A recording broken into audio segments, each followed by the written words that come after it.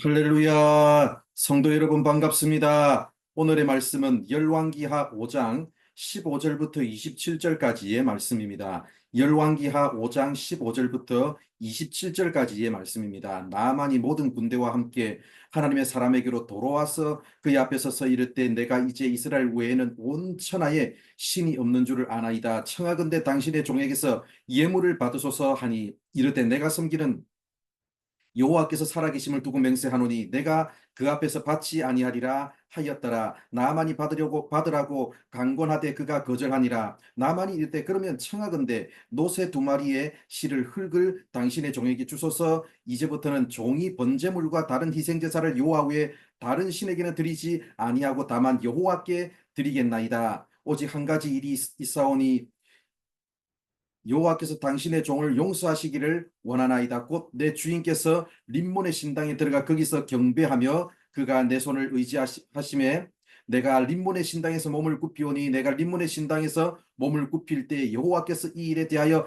당신의 종을 용서하시기를 원하나이다 하니 엘리사가 이르되 너는 평안히 가라 하니라. 그가 엘리사를 떠나 조금 가니라. 하나님의 사람 엘리사의 사환 게하시가 스스로 이르되 내 주인이 이 사람 이 아람 사람 나아만에게 면하여 주고 그가 가지고 온 것을 그의 손에서 받지 아니하였도다. 여호와께서 살아계심을 두고 맹세하노니 내가 그를 쫓아가서 무엇이든지 그에게서 받으리라 하고 나아만의 뒤를 쫓아가니 나아만이 자기 뒤에 달려옴을 보고 수레에서 내려 맞이하여 이르되 평안하냐 하니 그가 이르되 평안하나이다. 우리 주인께서 나를 보내시며 말씀하시기를 지금 선지자의 제자 중에 두 청년이 에브라임 산지에서부터 내게로 왔으니 청하건대 당신은 그들에게 은 한 달란트와 옷 두 벌을 주라 하시더이다. 나아만이 이르되 바라건대 두 달란트를 받으라 하고 그를 강권하여 은 두 달란트를 두 전대에 넣어 매고 옷 두 벌을 아울러 두 사환에게 지우매 그들이 게하시 앞에서 지고 가니라. 언덕에 이르러서는 게하시가 그 물건을 두 사환의 손에서 받아 집에 감추고 그들을 보내 가게 한 후 들어가 그의 주인 앞에 서니 엘리사가 이르되 게하시야 네가 어디서 오느냐 하니 대답하되 당신의 종이 아무데도 가지 아니하였나이다 하니라. 엘리사가 이르되 한 사람이 수레에서 내려 그를 맞이할 때에 내 마음이 함께 가지 아니하였느냐. 지금이 어찌 은을 받으며 옷을 받으며 감람원이나 포도원이나 양이나 소나 남종이나 여종을 받을 때이냐. 그러므로 나만의 나병이 내게 들어 내 자손에게 미쳐 영원토록 이르리라 하니 게하시가 그 앞에서 물러나오매 나병이 발하여 눈같이 되었더라. 아멘. 아람 왕의 군대 장관 나아만이 나병 때문에 고생하다가 하나님의 선지자 엘리사를 찾아와서 고침을 받았습니다. 오늘 우리가 읽은 말씀 15절을 보면 고침받은 사실에 너무 감사했던 나아만이 엘리사에게 예물을 드리려고 했습니다. 그러나 16절을 보면 엘리사가 그 예물을 받지 않았습니다. 그러고 나서 나아만이 엘리사와 작별 인사를 하고 떠났습니다. 그런데 20절을 보면 엘리사의 사원 게하시가 속으로 생각했습니다. 병을 고쳐주고 나서 아무것도 안 받고 그냥 돌려보내는 그게 말이 되느냐?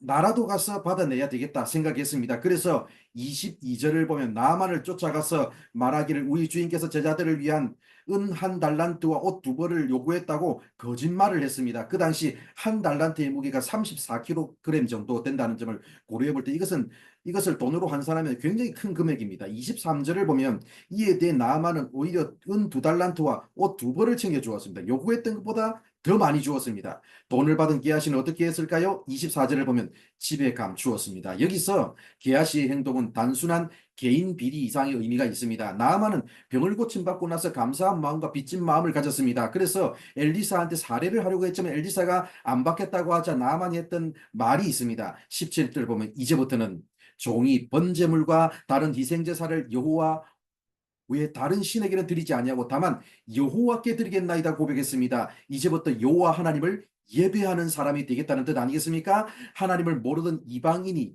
여호와 하나님을 인정하는 선교적인 사건이 발생했습니다. 그런데 돌아가는 길에 돈을 달라고 해서 돈을 줬습니다. 이제 나만에게 빚진 마음이 있을까요? 사람에게 살해를 했기 때문에 돌아가서 하나님께 살해를 할 이유가 없습니다. 바로 이것이 이 사건의 핵심입니다.